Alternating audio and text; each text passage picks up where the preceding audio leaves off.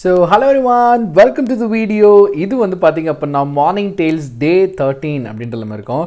So yes guys, almost 13 days with a continuous consistency. You guys are awesome அப்படின்னு தான் சொல்லணும். இன்னைக்கு நம்ம ஃபேவரட்டான ஒரு செஷன் இங்கிலீஷில் ரொம்ப ஒரு இன்ட்ரெஸ்டிங்கான ஒரு செஷன் தான் இந்த கன்ஃபியூசிங் வேர்ட்ஸ். ஸோ இது வந்து பார்த்திங்கன்னா நம்ம ரியல் டைம்லேயே நிறைய வாட்டி மாற்றி போட்டு யூஸ் பண்ணியிருப்போம். அப்படிப்பட்ட கன்ஃபியூசிங் வேர்ட்ஸ்லாம் இன்றைக்கி நம்ம வந்து எரர் ஸ்பாட்டிங்ஸ் பார்க்க போகிறோம்.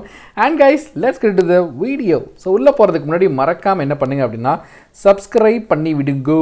பிகாஸ் ஏன்னு சொல்கிறேன் அப்படின்னு பார்த்தீங்கன்னா, இந்த எஸ்பிஐ கிளர்க் டைமில் நம்ம நிறைய வீடியோஸ் போட நேரணும். அந்த டைமில் வந்து பார்த்தீங்கன்னா எல்லாமே கண்டென்ட் ஓரியன்டட் வீடியோஸ் தான் போடும். ஸோ அந்த டைமில் ஏதாவது ஒரு வீடியோ கூட நீங்கள் மிஸ் பண்ணிடக்கூடாது. Because each video contains main contents to the SBI clerk exam. So அதனால் வந்து மறந்துடாமல் சப்ஸ்கிரைப் பண்ணி வச்சுக்கோங்க. அதே மாதிரி பெல் பட்டன் கிளிக் பண்ணிக்கோங்க.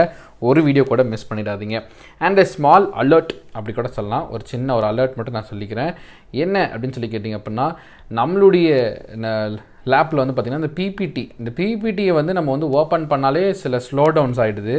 ஸோ வந்து பார்த்திங்கன்னா I think so it is நம்ம ஸ்டோரேஜும் ரொம்ப ஃபுல்லாக இருக்குது. ஒரு 500 ஜிபியில் வந்து ஆல்மோஸ்ட் நம்ம வந்து ஒரு 30 தான் இருக்குன்னு நினைக்கிறேன். 30 ஜிபி வந்து இப்போ இருக்குது. ஸோ ரொம்ப ஸ்டோரேஜ் ஆல்மோஸ்ட் 90% ஃபுல்லான கட்டி தான் அது வந்து இந்த இது பண்ணிட்டுருக்கேன். அது கொஞ்சமாக ரிமூவ் பண்ணிட்டுருக்கேன். It take some time. So கொஞ்சம் வெயிட் பண்ணுங்கள். நான் இந்த டெய்லிஸியை வந்து ரெக்கார்ட் பண்ணிகிட்ருக்கேன். எனக்கே கன்ஃபியூஷன் இருக்குது. கொஞ்சம் ரெக்கார்ட் பண்ணி வச்சுருக்கேன். சரி, இந்த 30 கொஞ்சம் டெலிட் பண்ணிடல, ஒர்க் ஆகிடுச்சு, லைவே போயிடலாம். பிகாஸ் லைவ் வந்து நிறைய பேர் ப்ரிஃபர் பண்ணிங்க, கொஞ்சம் இன்ட்ராக்டிவாக இருக்குன்னு சொல்லிட்டு எனக்கு கொஞ்சம் டைம் கொடுங்க. நான் அதை பற்றி என்ன அப்படின்றத சீக்கிரத்தில் நான் வந்து டெலகிராம் குரூப்பில் இன்டிமேட் பண்ணிடுறேன். Okay, so S guys, so இன்றைக்கி நம்ம பார்க்கக்கூடியது தான் இந்த கன்ஃபியூசிங் வேர்ட்ஸ். இந்த கன்ஃபியூசிங் வேர்ட்ஸ் தான் நம்ம இன்றைக்கி வந்து லேர்ன் பண்ணிக்க போகிறோம். பார்ப்போமா? ஓகே, என்ன செய்யலான்றது பார்க்கலாம். இன்றைக்கி முதல்ல நம்ம பார்க்கக்கூடிய கன்ஃபியூசிங் வேர்டு என்னென்னு கேட்டிங்க அப்படின்னா, ஃபார், சின்ஸ், அகோ. இந்த 3 தான் நம்ம இன்றைக்கி வந்து படிக்க போகிறோம். ஸோ இந்த 3மே வந்து பார்த்திங்கன்னா வேறு டேர்ம்ஸை குறிக்கக்கூடிய ஒரு கண்டென்ட். ஸோ இப்போது ஃபாரை எதுக்கு யூஸ் பண்ணலான்னு பார்க்கலாம். ஒரு டெஃபினட் டைம் பீரியட் உங்களுக்கு தெரியுது அப்படின்னா நீங்கள் வந்து ஒரு ஃபார் யூஸ் பண்ணலாம். ஃபார் எக்ஸாம்பிள், இப்போ ஒரு டைம் இப்போ உங்களுக்கு வந்து டெஃபினட்டாக தெரியுது, 10 நிமிஷம், 5 மணி நேரம், 6 மணி நேரம், 5 days, 5 months, 5 years இப்படின்னு சொல்லிட்டு உங்களுக்கு ஒரு டெஃபினட் டைம் பீரியட் தெரியுது அப்படின்னா நீங்கள் வந்து ஃபார் யூஸ் பண்ணலாம். நெக்ஸ்ட்டு சின்ஸ் எப்போ செய்யணும் அப்படின்னு யூஸ் பண்ணணும் அப்படின்னு சொல்லி கேட்டிங்க அப்படின்னா, ஒரு நிகழ்வினுடைய சரியான ஆரம்ப புள்ளி தெரிஞ்சிருக்கணும். நான் திரும்பவும் சொல்கிறேன், ஒரு நிகழ்வினுடைய ஆரம்ப புள்ளி மட்டும் இல்லை, சரியான ஆரம்ப புள்ளி தெரிஞ்சதுதான் மட்டும்தான் சின்ஸ் யூஸ் பண்ணணும். இது எல்லாம் எக்ஸாம்பிளில் போகும்போது நீங்கள் பார்க்கும்போது உங்களுக்கு அது புரிய ஆரம்பிச்சிடும். ஏன் நான் சரியான ஆரம்ப புள்ளி அப்படின்னு சொன்னன்றதை அழகாக நீங்கள் எக்ஸாம்பிள் பார்க்கும்போது புரிஞ்சுக்கலாம். நெக்ஸ்ட்டு பாருங்கள், அகோன்றது என்ன அர்த்தம் அப்படின்னா, நீங்கள் இன்றைக்கி வந்து ப்ரெசண்ட்டில் இருக்கீங்க இல்லையா, பாஸ்ட்டில் நடந்த ஒரு விஷயத்தை பற்றி நீங்கள் பேச போகிறீங்க அப்படின்னா you guys have to use ago தான் யூஸ் பண்ணணும் ஃபார் ரெப்ரசன்டிங் தி பாஸ்ட். நடந்து முடிந்த நிகழ்வை பற்றி பேசும்போது அகோன்றதான் நம்ம வந்து யூஸ் பண்ணணும். சரி, இப்போ இப்படியெல்லாம் எக்ஸ்ப்ளனேஷனில் பார்த்தா நமக்கு ஒன்றும் புரியாது. நம்ம நேரடியாக எக்ஸாம்பிளுக்கு போயிடலாம். ஓகே, இப்போ இந்த எக்ஸாம்பிள் பாருங்கள், ரொம்ப அருமையான ஒரு example. Rithika, okay, cook with Comali Rithika has been waiting for the bus stop since 10 minutes அப்படின்னு சொல்லி இங்கே யூஸ் பண்ணிக்கலாம். இங்கே தான் வந்து நம்மளுடைய எரர் ஸ்பாட்டிங் இருக்குது. சின்ஸ் வராது. இப்போ நீங்கள் கேட்கலாம், ஏயா இப்போ நீ என்ன சொன்ன, சின்ஸ் யூஸ் பண்ணால் சரியான ஆரம்ப புள்ளி தெரிஞ்சால் நம்ம சின்ஸ் யூஸ் பண்ணலான்னு சொன்னேன்.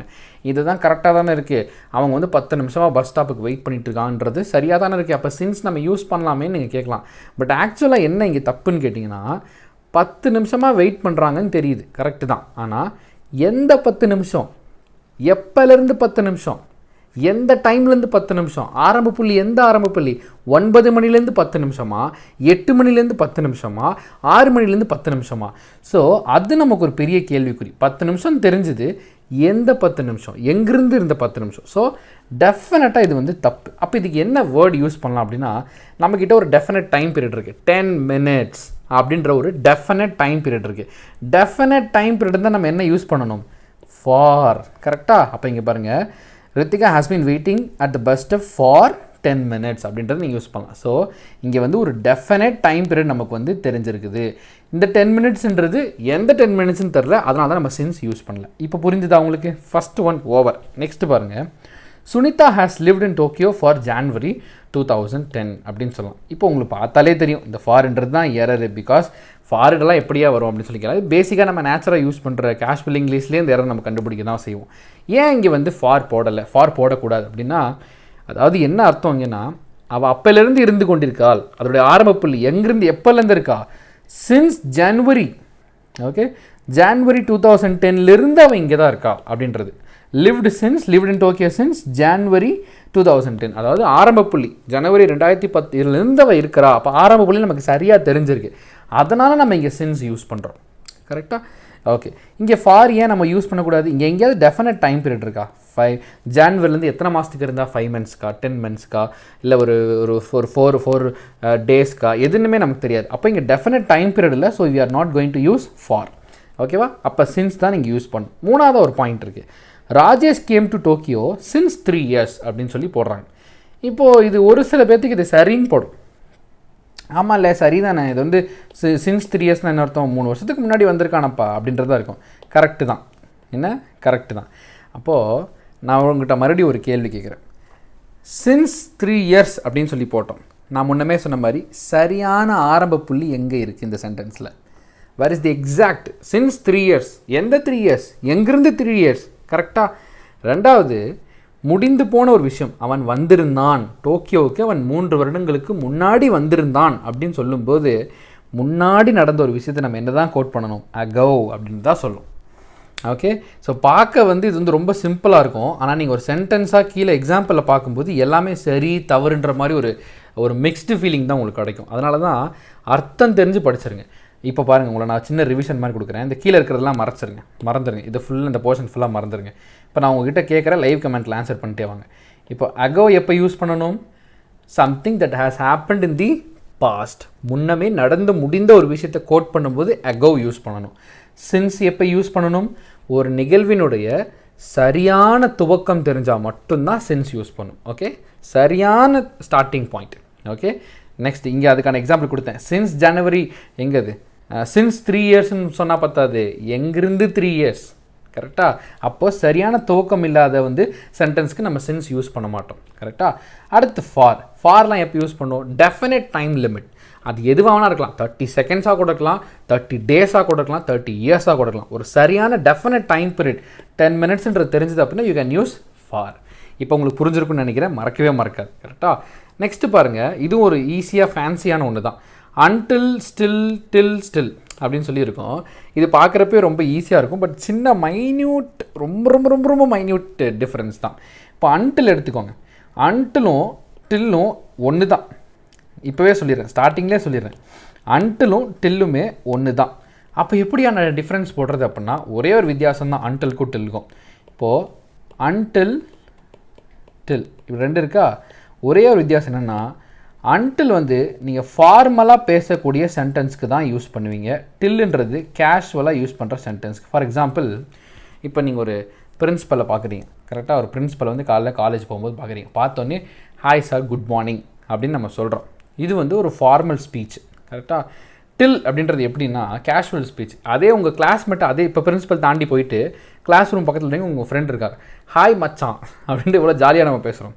ஹாய் படி அப்படின்னு சொல்லி ஹாய் ஒரு கேஷுவலாக பேசுகிறோம்.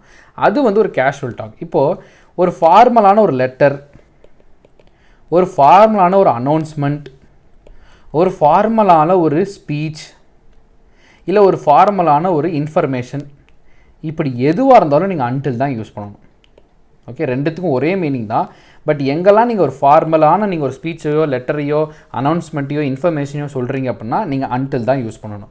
எங்கெல்லாம் ஒரு கேஷுவல் ஸ்பீச், ஃப்ரெண்ட்ஸ்குள்ளே பேசிக்கிற ஒரு கான்வர்சேஷன், இல்லைனா வந்து உங்கள் ஃப்ரெண்டுக்கிட்ட இன்டிமேட் பண்ணுறது, ஒரு ஜாலியாக பேசக்கூடிய ஒரு கான்வர்சேஷனுக்கு டில் யூஸ் பண்ணலாம். இதுக்கான இன்னொன்று இருக்க ஒரு வார்த்தை ஸ்டில் அப்படின்னா it is happening even now, இப்போவும் நடந்துட்டுருக்கு அப்படின்னா மட்டும்தான் நம்ம ஸ்டில் யூஸ் பண்ணுவோம். கரெக்டாக? இது ஒரு எக்ஸாம்பிள் பார்த்தோம்னா இட் இஸ் ஸ்டில் ரெய்னிங் அப்படின்னா என்ன அர்த்தம்? பேஞ்சிட்டு இருந்தது, இப்போவும் பேஞ்சிட்டு தான் இருக்குது, ஸ்டில் இட் இஸ் ரெய்னிங். இது ரொம்ப ஈஸி, உங்களுக்கே தெரியும். இங்கே பாருங்கள், இங்கே தான் முக்கியமான விஷயம் வருது. Raju cannot go out till the rain stops. இது வந்து ஒரு ஃபார்மலே கிடையாது. ஃபார்மல்ன்றது ஒரு அஃபீஷியல் ஸ்டேட்மெண்ட்டு, அஃபீஷியல் அனௌன்ஸ்மெண்ட்டு. இப்போ பாருங்கள், இப்போ நான் சொல்லட்டுமா? இப்போது ஒரு பெரிய ஷோ நடக்குது, ஒரு ஆடிட்டோரியம் ஒரு பெரிய ஷோ நடக்குது, சீஃப் கெஸ்ட் இன்னும் வரல. அப்போ ஒரு அனௌன்ஸ்மெண்ட் மக்கள் கேட்குறீங்க எப்போங்க வரும் அப்படி சொல்லிக்கும்போது ஒரு அனௌன்ஸ்மெண்ட் மைக்கில் ஒரு காம்பரேரி என்ன அனௌன்ஸ் பண்ணுறாரு அப்படின்னா the show will not begin until the chief guest arrives. உங்களுக்கு புரிஞ்சுதா? ஓகே, ஸோ இது வந்து ஒரு அஃபீஷியல் அனௌன்ஸ்மெண்ட். ஸ்டேஜில் ஏறி ஒரு காம்பேரியர் சொல்கிறாரு, the show will not Bigil until the chief guest arrives. அப்படின்னா என்ன அர்த்தம்? சீஃப் கெஸ்ட் வர வரைக்கும் நாங்கள் இந்த ஷோவை ஸ்டார்ட் பண்ண மாட்டோன்றது ஒரு அனௌன்ஸ்மெண்ட்டு. அங்கே தான் நீங்கள் அன்டில் யூஸ் பண்ணணும். ஃப்ரெண்ட்ஸ்குள்ளே பேசிக்கிறப்ப டில் யூஸ் பண்ணிக்கலாம். Okay, so this is the difference. So thank you so much guys. உங்களுக்கு புரிஞ்சிருக்கும்னு நினைக்கிறேன். 2 டிஃப்ரென்ஸ் பார்த்தோம், for since ago and till still until அப்படின்றத பார்த்தோம். Thank you so much guys. இன்றைக்கு மென்டி புது ஒரு மாதம் March 1 to 5 ஃப்ரெஷ்ஷாக ஸ்டார்ட் பண்ணுங்கள். இது வரைக்கும் சில மிஸ்ஸிங் டேஸ் விட்டுருந்தா கூட பரவாயில்ல. இன்றைக்கி மார்ச்ன்றதை வெரி வெரி வெரி ஃப்ரெஷ் டேவாக ஸ்டார்ட் பண்ணுங்கள். ஆல் தி வெரி பெஸ்ட் நான் சொல்லிக்கிறேன் எல்லாத்துக்கும். ஓகே, ஸோ ஈவினிங் 6 PM வந்து மறந்துடாமல் மென்டி அட்டன் பண்ணிடுங்க. அண்ட் நான் முன்னமே சொன்ன மாதிரி இதுக்கான ஹோம்ஒர்க் PDF வந்து டிஸ்கிரிப்ஷனில் வந்து காலையில் ஒரு 10 AM போல் நாங்கள் வச்சிடறோம். பிகாஸ் நாங்கள் இப்போ அதில் ஒர்க் பண்ணிகிட்ருக்கோம். ஸோ 10 AM போல் வந்து பார்த்திங்கன்னா உங்களுக்கு இதுக்கான ஹோம்ஒர்க் PDF வந்து உங்களுக்கு கீழே வந்து அவைலபிளாக இருக்கும். அட் த சேம் டைம் இன்னொரு விஷயம் என்னென்னா, kindly bear with us. So தயவு செஞ்சு ஒரே ஒரு முக்கியமான விஷயம், இந்த டைம் எங்களுக்கு ஒரு டஃப் டைம்ஸாக இருக்குது. Technically we are weak now. So கொஞ்சம் அதை ஓவர் கம் பண்ணி வர வரைக்கும் எங்களுக்கு ஒரு சப்போர்ட் கொடுங்க. கண்டிப்பாக நான் உங்களுக்கு ப்ராப்பர் இன்டிமேஷன் வந்து முன்னாடியே கொடுத்துறேன். Thank you so much guys. Tata, bye, see you.